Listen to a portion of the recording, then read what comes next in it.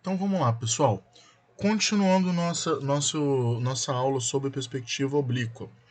Eu quero que vocês pensem, então, a partir do cubo que vocês acabaram de fazer, qual que é o arranjo possível entre o cubo, o objeto cubo, linha do horizonte, ponto de fuga, onde a gente consegue ver a menor quantidade possível de faces de um cubo em perspectiva oblíqua. Quero que vocês parem agora, olhem para o papel e pensem nisso. Eu quero ver o mínimo possível de face de um cubo em perspectiva oblíqua. Façam um desenho e voltem quando terminarem, que a gente vai dar a resposta correta, tá bom? Beleza, voltaram, terminaram aí o exercício. Então vamos tentar ver se vocês resolveram ou não. Gente, olha só. Existem basicamente,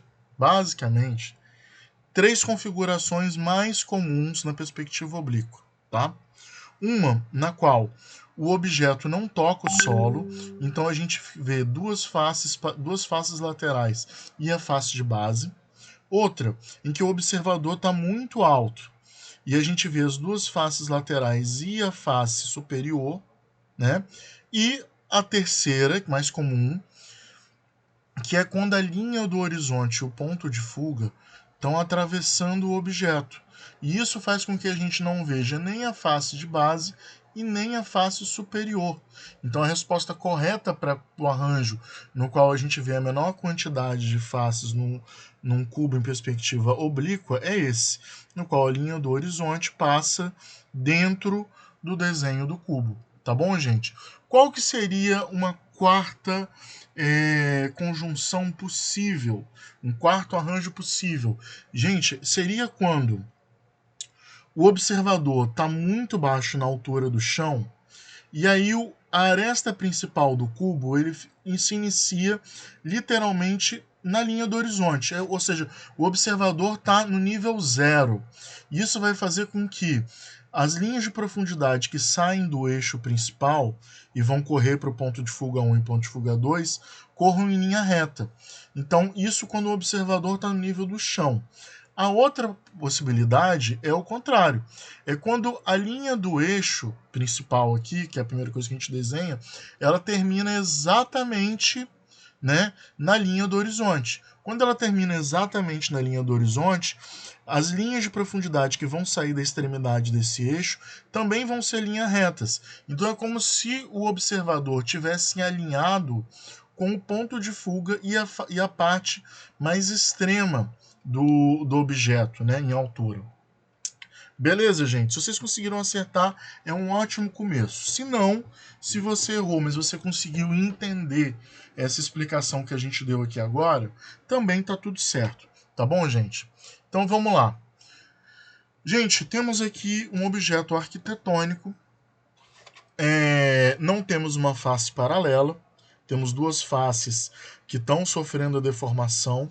Então, se a gente olhar, a gente vê, né, que necessariamente uma linha está indo para um ponto de fuga, o outro está indo para outra.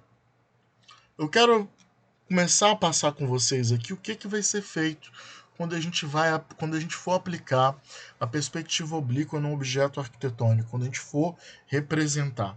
Então, olha só, o primeiro passo é a gente entender o seguinte: é a gente entender as linhas verticais desse objeto aqui. Então esse objeto ele é uma grande caixa, percebam. A gente tem uma grande caixa aqui, né, que tem como base esse eixo principal, que é o eixo mais próximo do observador, está em primeiro plano, tá? Então eu vou desenhar essa linha aqui, vertical, e depois eu vou tirar uma proporção entre a distância desse eixo principal para essa linha que fecha essa primeira face aqui e essa linha mais distante aqui que está relacionada com essa outra face lateral. Então eu vou ter A e vou ter B, a distância do eixo principal a uma das extremidades, a distância do eixo principal a outra extremidade. Beleza, gente. Uma vez que eu tenho aqui, eu vou traçar, vou definir uma altura para esse eixo principal.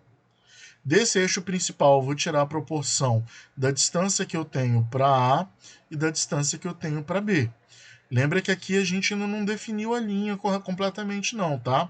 O tamanho disso daqui, a gente não mexeu ainda na verticalidade desse objeto. Então, traçamos um eixo aqui, tiramos a distância a partir desse eixo traçado, segunda distância. Beleza. O que acontece aqui agora? Gente, vocês vão ter, e aí a dica que eu dou percebam que a gente tem que encontrar um dos pontos de fuga, igual a gente encontrou lá na perspectiva paralela. A gente vai começar com um ponto de fuga. Qual deles? E aí a resposta vai estar olhando para o desenho e a gente vai perceber que aqui a gente tem duas angulações, tá? Um ângulo é mais fechado e um ângulo é mais aberto. Quando o ângulo é mais fechado, necessariamente o ponto de fuga vai estar mais próximo da linha desse nosso eixo principal do desenho. Quanto maior o ângulo, mais distante vai estar o ponto de fuga. Né? É claro que você tem aí uma alteração do tamanho dessa dimensão lateral, mas a via de regra, quanto mais fechado aqui, mais próximo vai ser o meu ponto de fuga. O primeiro ponto de fuga que a gente vai encontrar no nosso desenho, antes da gente começar a desenhar olhando para o modelo, ou seja, a gente olha e pensa antes de começar a desenhar, vai ser esse ponto de fuga dessas linhas mais fechadas, desse ângulo mais fechado. Por quê? Porque um ponto de fuga mais próximo do eixo, ele vai ser provavelmente um ponto de fuga mais fácil, mais certeiro da gente encontrar. Então vamos pensar aqui a gente tem esse eixo, né? Vamos voltar para a imagem lá. Aqui a gente sabe que o ponto de fuga está indo para algum canto aqui, ó. São as linhas que estão indo para um ponto de fuga e para o outro ponto de fuga. Quando a gente olha para esse ponto de fuga que vai surgir aqui, a gente sabe que ele está em algum lugar por aqui, está bem distante do eixo. Esse outro, quando a gente mexe com ele aqui, ó, a gente consegue perceber que ele está mais próximo. Então esse é o primeiro ponto de fuga que a gente vai marcar. Marcamos esse ponto de fuga, cuidado com a altura dele, tá, em relação ao eixo, porque se ele ficar muito alto o desenho vai distorcer, e se ele ficar muito baixo também vai distorcer. Então, quando vocês marcarem o primeiro ponto de fuga, tenham certeza dele olhando bastante para o nosso modelo. Marquem ele aqui em relação a esse eixo principal, tá? Inclusive, se é possível tirar a proporção de onde a linha do horizonte vai estar atravessando, que é a segunda coisa que a gente vai ter aqui. Ó, definimos o primeiro ponto de fuga, olhando para o nosso objeto e cruzando essas linhas que estão aqui sofrendo deformação pela profundidade da perspectiva. Definimos PF1. Lembra, definimos PF1. PF mora em LH, na linha do horizonte. Então a gente vai pegar essa linha aqui e vai estender ela, né, uma linha horizontal, necessariamente horizontal. Então a gente vai estender essa linha e essa linha horizontal vai fazer com que a gente encontre o PF2 com mais facilidade, ok? Porque a gente já sabe que o PF2 tem que estar nessa altura. Definimos o PF1, traçamos a linha do horizonte. O PF2 não pode estar voando, nem pode estar abaixo, tá? Ele tem que estar na linha do horizonte. Lembra disso, o ponto de fuga habita a linha do horizonte.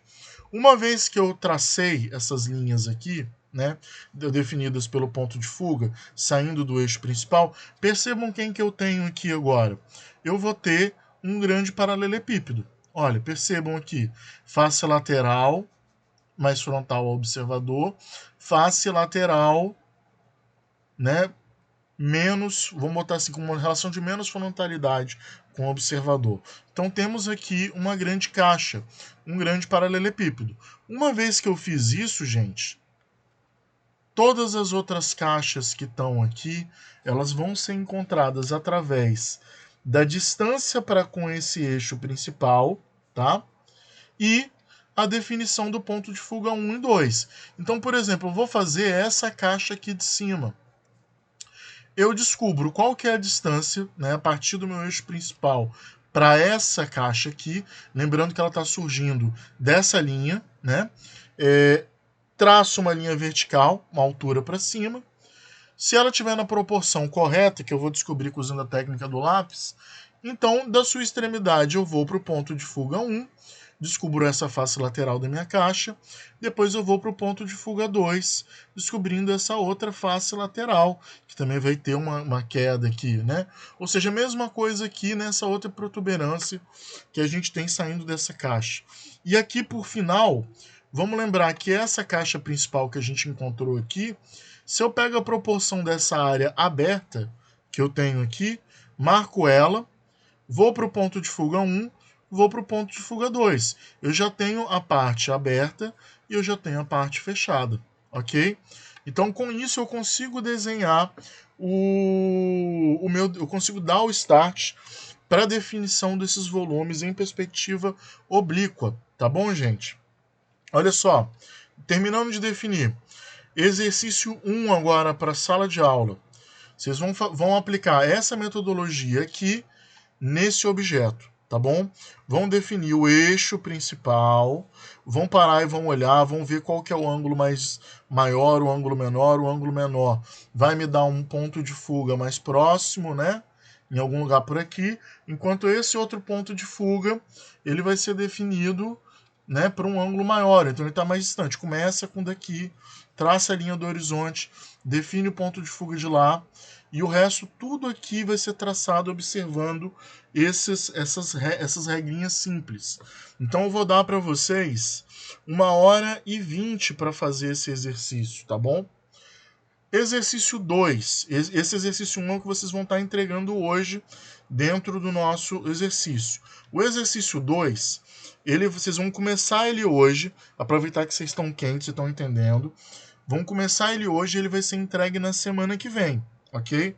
Já que vocês já vão começar ele hoje e vão poder tirar dúvida comigo que eu vou estar à disposição de vocês, para a semana que vem também teremos esse exercício 3, que não é uma perspectiva oblíqua, é uma perspectiva paralela.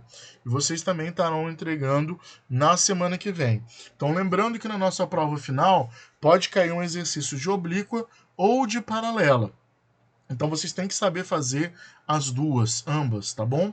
Gente, estou à disposição de vocês. Qualquer dúvida, é só entrar lá no Google que eu vou conversar com vocês. Até logo!